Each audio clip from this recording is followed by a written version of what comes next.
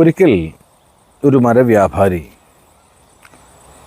തൻ്റെ മരപ്പണിശാലയിലേക്ക് ഒരുപാട് മരങ്ങൾ അദ്ദേഹത്തിന് ആവശ്യമുണ്ടായിരുന്നു. അപ്പോൾ അദ്ദേഹം അത് വാങ്ങിക്കാൻ വേണ്ടി മരങ്ങൾ വിൽക്കപ്പെടുന്ന ഒരു മില്ലുൾപ്പെടുന്ന പ്രദേശത്ത് പോയിട്ട് ഇങ്ങനെ വാച്ച് ചെയ്ത് നിൽക്കുകയാണ്.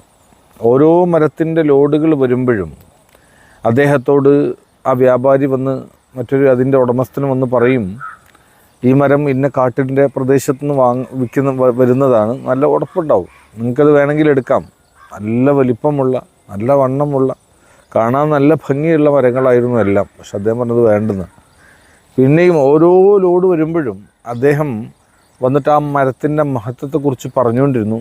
അതിൻ്റെ വലിപ്പത്തെക്കുറിച്ചും അതിൻ്റെ വണ്ണത്തെക്കുറിച്ചുമൊക്കെ അദ്ദേഹത്തോട് വളരെ ആകർഷണീയമായി സംസാരിച്ച് തുടങ്ങിയെങ്കിലും അദ്ദേഹം അതൊന്നും വലിയ താല്പര്യമെടുത്തില്ല. പിന്നീടൊരു ലോഡ് മരം വന്നപ്പോൾ അതിനത്ര ഭംഗിയൊന്നും ഉണ്ടായിരുന്നില്ല. അതുവരെ വന്ന മരങ്ങളോളം അതിന് വണ്ണവും ഉണ്ടായിരുന്നില്ല. പക്ഷേ അദ്ദേഹം ചോദിച്ചു, ഇത് എവിടെ നിന്നാണ്? അപ്പോൾ അത് പറഞ്ഞു, അത് ആ മൊട്ടക്കുന്നിൻ്റെ മുകളിൽ വളരുന്ന ഒരു ചെറിയ തുരുത്തുണ്ട്, അതിൽ നിന്നാണ്. ആഹാ, കുന്നിന് മുകളിലുണ്ടായിരുന്ന മരമാണോ? അതെ, ഓക്കെ. അപ്പോൾ തീർച്ചയായിട്ടും എന്നാൽ എനിക്ക് അത് മതി എന്ന് പറഞ്ഞു. വ്യാപാരിക്ക് അത്ഭുതമായി. കാരണം ഇത്രയും നല്ല തടിയുള്ള നല്ല ഭംഗിയുള്ള നല്ല സമൃദ്ധമായ കാട്ടിൽ വളരുന്ന ഈ മരങ്ങളൊന്നും ഇഷ്ടപ്പെടാത്ത ഇയാൾക്ക് എങ്ങനെയാണ്, കാണാൻ അത്ര ഭംഗിയില്ലാത്ത അതിനത്ര തന്നെ വണ്ണമൊന്നും ഇല്ലാത്ത ഈ മരം എങ്ങനെയാണ് ഇഷ്ടപ്പെട്ടത്? അദ്ദേഹം ചോദിച്ചു, നിങ്ങൾ ഇത് സെലക്ട് ചെയ്യാൻ കാരണം എന്താണെന്ന്. അതിൽ അദ്ദേഹം പറഞ്ഞ മറുപടി, ആദ്യം നിങ്ങൾ കൊണ്ടുവന്ന മരങ്ങളൊക്കെ കാടിൽ നിബിഡമായ വനങ്ങളിൽ മറ്റു വനങ്ങളുടെ കൂട്ടത്തിൽ വളർന്നതാണ്. അതിന് കാലാവസ്ഥയുടെ പ്രതികൂലമായ സാഹചര്യങ്ങളെ അതിജീവിക്കാൻ അല്ലാതെ പോരാടേണ്ടി വന്നിട്ടുണ്ടാവില്ല. പക്ഷെ ഇപ്പോൾ വന്ന മരമെന്ന് പറയുന്ന മൊട്ടക്കുന്നിൽ നിന്നാണ്. കൊടുങ്കാറ്റിനെ അത് അതിജീവിച്ചിട്ടുണ്ടാവും, ശക്തമായ മണ്ണൊലിപ്പിനെ അത് അതിജീവിച്ചിട്ടുണ്ടാവും. കൊടും കാറ്റും മണ്ണൊലിപ്പും പ്രകൃതിക്ഷോഭങ്ങളുമൊക്കെ അതിജീവിച്ച് ദീർഘകാലം ആ കുന്നിൽ അത് പിടിച്ചു നിൽക്കണമെങ്കിൽ അതിന് നല്ല വേരിന് ശക്തി ഉണ്ടാകും, അതിന് അടിയിൽ നല്ല കാമ്പുണ്ടാവും. അത്ര കാമ്പ് ഉള്ള ആളുകൾക്ക് എത്ര ദീർഘകാലം പിടിച്ചു നിൽക്കാൻ കഴിയുള്ളൂ എന്നുള്ളതാണ്. അപ്പോൾ അതിന് നല്ല കാതലും അതിൻ്റെ ഉറപ്പും കൂടുതലായിരിക്കും. അതുകൊണ്ടാണ് വണ്ണമില്ലെങ്കിൽ അത് മതി എന്ന് ഞാൻ പറയാൻ കാരണം. ഞാൻ പറഞ്ഞു വന്നത് മരത്തിനെ കുറിച്ച് പറയാനല്ല, മനുഷ്യനെക്കുറിച്ച് പറയാനാണ്. നമ്മുടെ നാട്ടിൽ പല നേതാക്കന്മാരായാലും സംഘടനാ പ്രവർത്തകരും ഉദ്യോഗസ്ഥരൊക്കെ ആയിട്ട് പല ആളുകളുണ്ട്. പലരുടെയും പരിലാളനയും പലരുടെയും സ്നേഹവും അവിഹിതമായ ഇടപെടലും ജാതി സമവാക്യങ്ങളുമൊക്കെ നോക്കി വളർന്നു വന്ന പലരുമുണ്ട്. വലിയ പദവിയിലെത്തിയവർ. പക്ഷേ ഇരിക്കുന്നത് വലിയ പദവിയിലാണെങ്കിലും അവരുടെ പ്രവർത്തനത്തിൽ വലിയ ക്വാളിറ്റി ഉണ്ടാവില്ല. അതിന് കാരണം എന്താണെന്നറിയോ? അവർ പ്രതിസന്ധികളെ അതിജീവിച്ച് വളർന്നവരല്ല എന്നുള്ളതാണ്.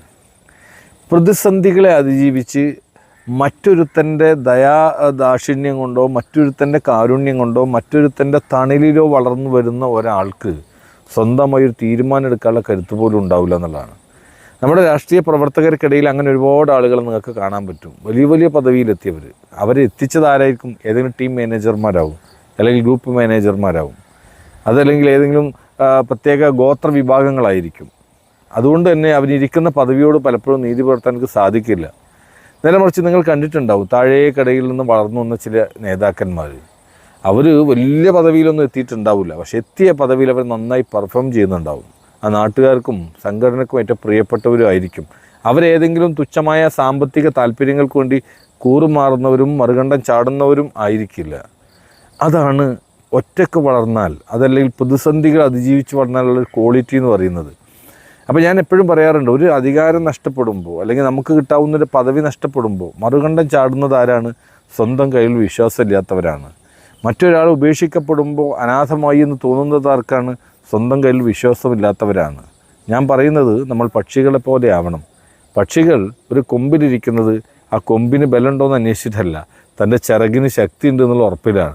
കൊമ്പ് പൊട്ടിയാലും പക്ഷി താഴേക്ക് പോകില്ലല്ലോ. അതുപോലെ അപ്പോൾ നമ്മൾ എവിടെ ഇരിക്കുമ്പോഴും നമ്മുടെ കഴിവിലിരിക്കണം. നമ്മുടെ പദവി നമ്മുടെ പവർ കൊണ്ട് സംരക്ഷിക്കപ്പെടണം. അങ്ങനെ ആകുമ്പോൾ മാത്രമാണ് നമുക്കൊരു നാടിനും നാട്ടാർക്കും വ്യക്തിക്കും കുടുംബത്തിനും ഗുണമുള്ളവരായി തീരാൻ പറ്റുള്ളൂ. അതുകൊണ്ട് അർത്ഥവും കാമ്പുള്ളവരായിട്ട് മാറുക. നന്ദി, നമസ്കാരം, ജയ് ഹിന്ദ്.